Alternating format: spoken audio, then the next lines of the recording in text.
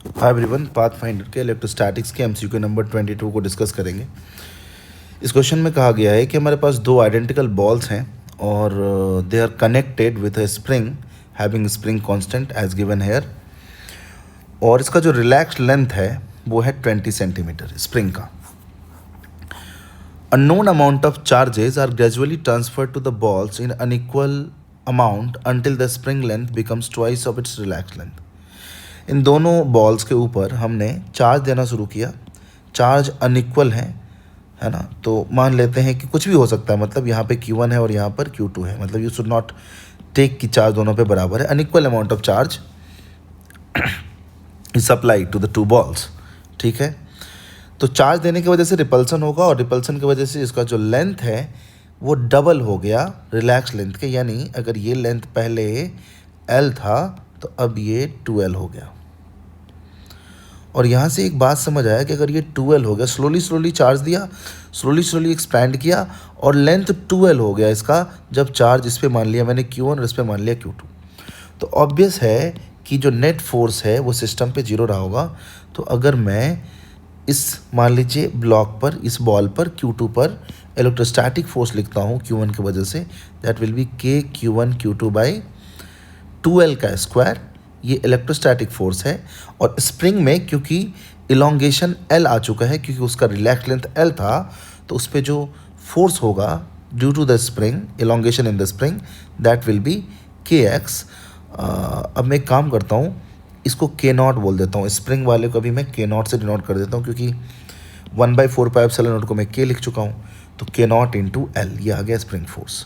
So here is a relation, जब charge दे दिया, जब लेंथ 2L हो गया, तो from force balance we can say K0 L is K Q1 Q2 by this 4L square, ठीक है।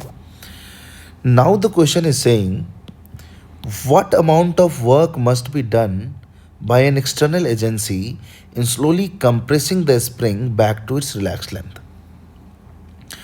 मतलब इस पे कोई एक्सटर्नल एजेंट फोर्स लगाकर इसको कंप्रेस करके वापस से रिलैक्स लेंथ यानी कि L सेपरेशन पे लाने की अगर कोशिश कर रहा है, तो उसे इसके लिए कितना वर्क करना पड़ेगा। तो ऑब्वियस है कि यहाँ पे ये सिस्टम रुका हुआ था और यहाँ तक उसको लाना है, तो there is no involvement of kinetic energy. तो टोटल एनर्जी जो इस सिस्टम का अभी है और फाइनल जो टोटल एनर्जी सिस्टम का यहाँ पे होगा, दोनों में जो डिफरेंस होगा that will be the work done by the external agent. तो work done by the external agent will be difference in the energy, difference in the total energy of the system from this point, from this arrangement to this arrangement.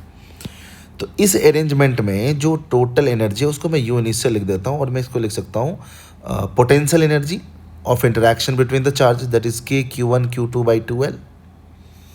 और क्योंकि spring में elongation x है, तो spring के energy को relax length पे spring में potential energy को 0 मानकर, आई मीन जब स्प्रिंग रिलैक्स था तो स्प्रिंग के पोटेंशियल एनर्जी को अगर 0 मान लेते हैं, तो x इलोंगेशन के बाद स्प्रिंग में पोटेंशियल एनर्जी हो जाएगा हाफ K0 x स्क्वायर। तो x हमारा है यहाँ पर L, इलोंगेशन L है तो L स्क्वायर।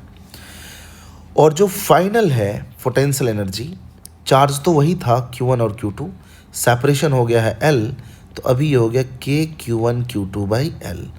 और जो स्प्रिंग में एनर्जी है वो हो गया 0, क्योंकि now it is again back to the relax length, और रिलैक्स लेंथ पे हमने इलास्टिक पोटेंशियल एनर्जी को 0 मान लिया है। तो work done will be basically, यहाँ पे लिख देता हूँ मैं साइड में, work done will be U final minus U initial. So U final is K Q1 Q2 by L and U initial was K Q1 Q2 by 2L। तो difference लेंगे तो ये आ जाएगा K Q1 Q2 upon 2L। Minus कर रहे थे ना इसको, तो ये भी माइनस हो जाएगा, तो minus half K0 L square. अब ये जो चीज़ है ना, चार्ज के बारे में तो पता है नहीं, लेकिन ये रिलेशन से मैं ये जो टर्म है ना K Q1 Q2 by 2L, उसको मैं लिख सकता हूँ K Q1 Q2 बाई यहाँ 2L अगर कर दें तो एक 2L इधर आ जाएगा, तो it will become 2 K0 L square minus ये हो गया हाफ K0 L स्क्वायर। समझ रहे हो ना क्या किया। तो फिर इसके आगे ये आ जाएगा 3/2 K0 L²। उसको पुट करते हैं 3/2, वैल्यू ऑफ K0 इज 200 और ओरिजिनल लेंथ जो था वो कितना था, वो था हमारा 20 सेंटीमीटर। तो हम यहाँ लिख देते हैं 20 इंटू 20 सेंटीमीटर में था तो 10⁻⁻⁴ कर दिया, 2 बार सेंटीमीटर आया। तो 1 2 से तो ये कट गया, ये 10 हो गया, हमारे पास से आ गया। जब इसको सॉल्व करेंगे तो यू विल गेट, क्या आंसर था इसका भाई, 12 joule. Exactly you will get this answer. तो this is the way how we can solve this question. कुछ खास नहीं है इसमें, it's a very simple question. I think आपको समझ आ गया होगा। तो ठीक है, मिलते हैं अगले क्वेश्चन के सॉल्यूशन में। Till then bye bye, thanks for watching.